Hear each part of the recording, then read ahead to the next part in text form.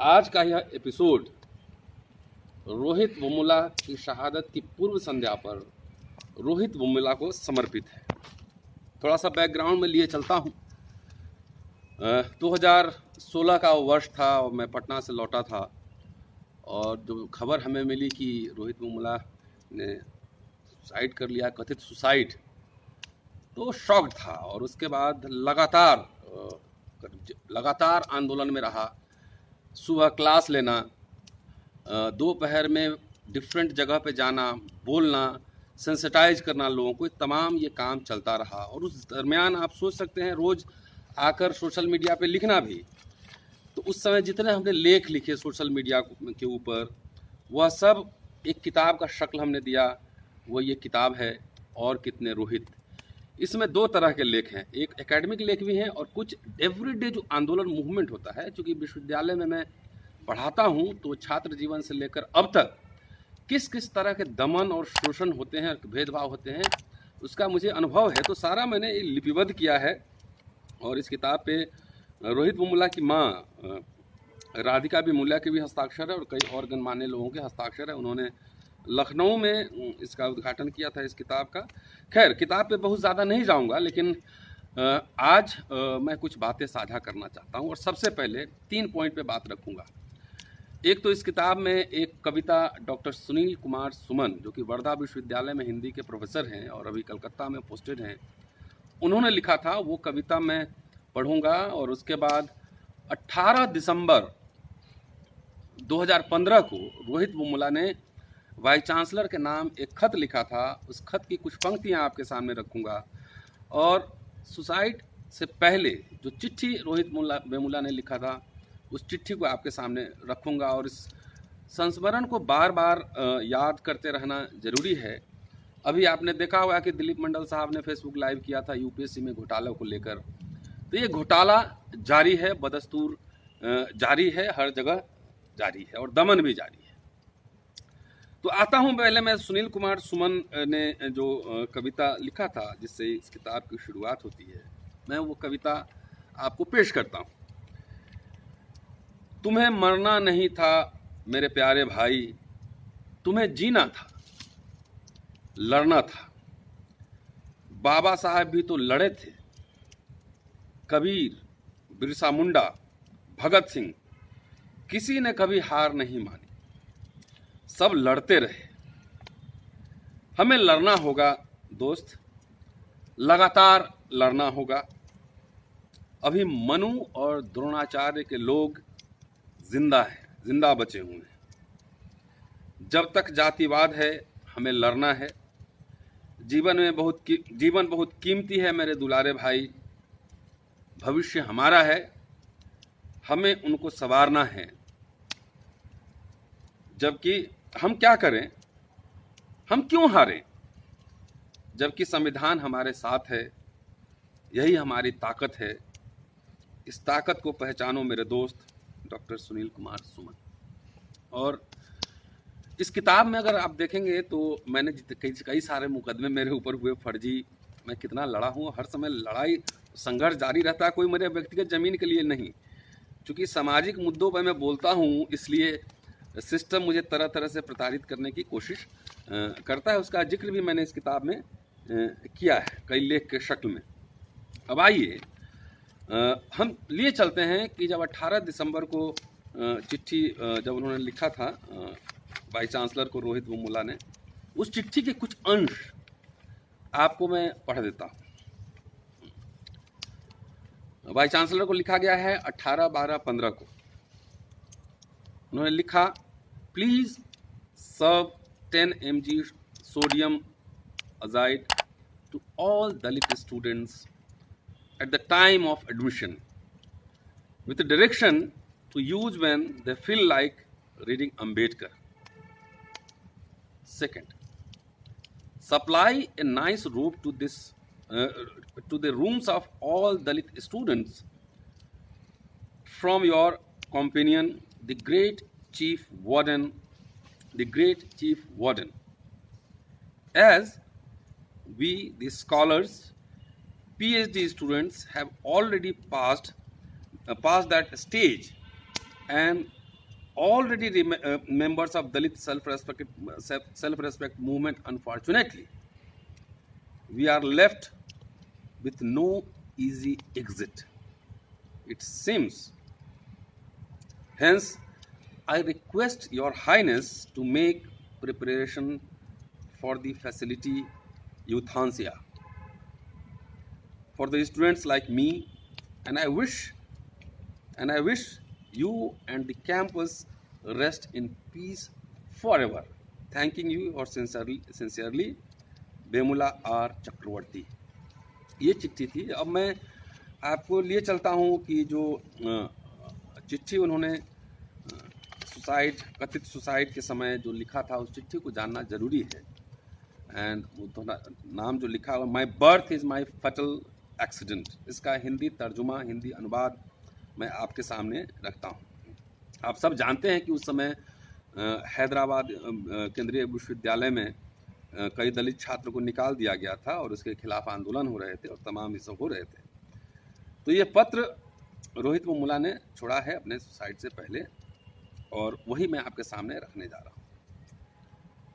उन्होंने लिखा कि जब ये पत्र पढ़ रहे होंगे, जब आप ये पत्र पढ़ रहे होंगे, तब मैं नहीं होऊंगा। मुझ पर नाराज मत होना। मैं जानता हूं कि आप में से कई लोगों को मेरी परवाह थी।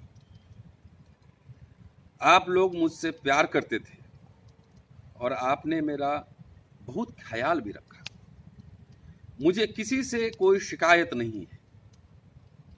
मुझे हमेशा खुद से ही समस्या रही। मैं अपनी आत्मा और अपने शरीर के बीच की खाई को बढ़ता हुआ महसूस कर रहा हूं। मैं एक दानव बन गया। मैं हमेशा एक लेखक बनना चाहता था, विज्ञान पर लिखने वाला, कार्ल सगान की तरह। लेकिन अंत में मैं ये सिर्फ पत्र लिख रहा हूं। मुझे विज्ञान से प्यार था, सितारों से, प्रकृति से, लेकिन मैंने लोगों से प्यार किया और यह नहीं जान पाया कि वो कब के प्रकृति को तालाक दे चुके हैं। हमारी भावनाएं दोयम दर्जे की हो गई हैं। हमारा प्रेम बनावटी है। हमारी मान्यताएं झूठी हैं। हमारी मौलिकता वैध है, बस कृत्रिम कला के जरिए। यह बेहद कठिन हो गया है कि हम प्रेम करें और दुखी न हो।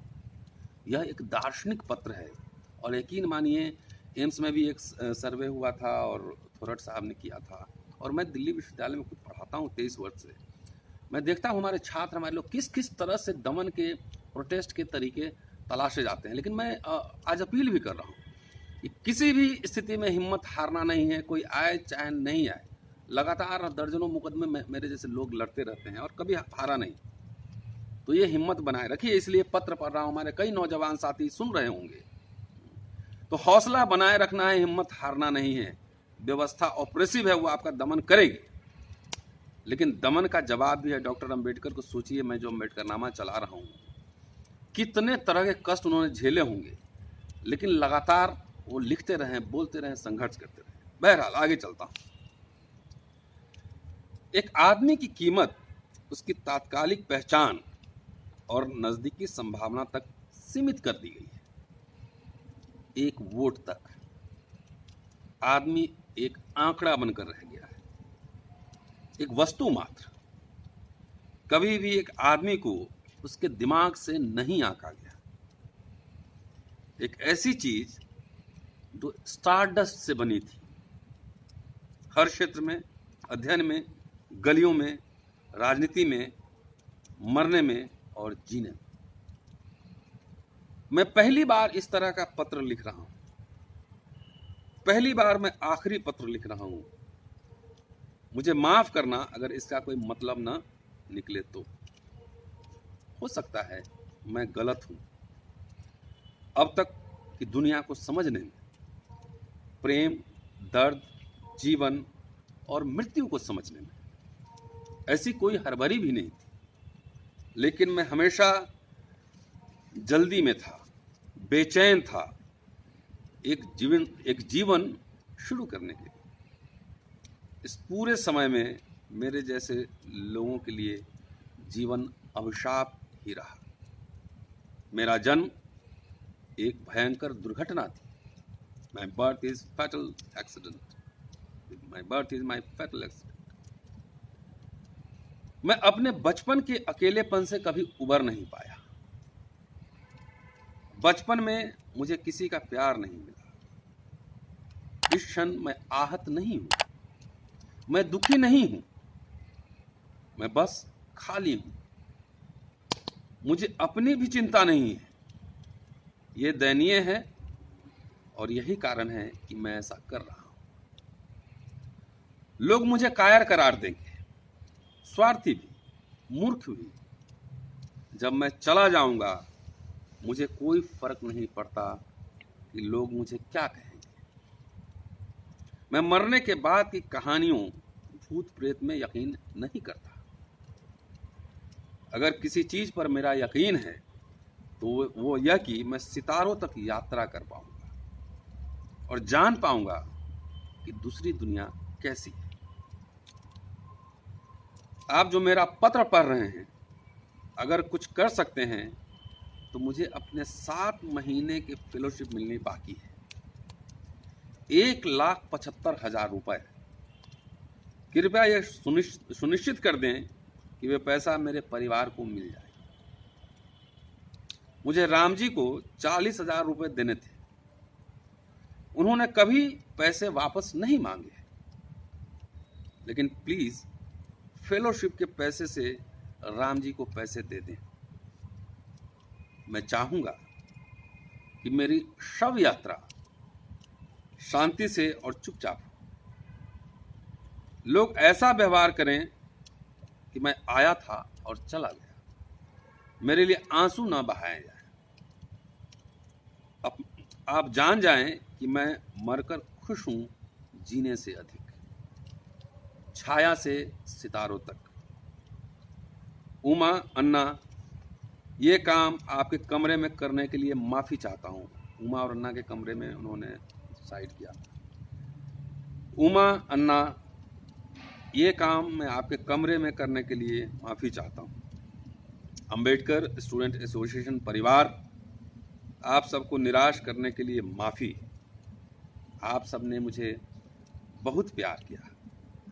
सबको भविष्य की शुभकामनाएं। आखिरी बार, जय भीम। आगे, मैं औपचारिकताएं लिखना भूल गया।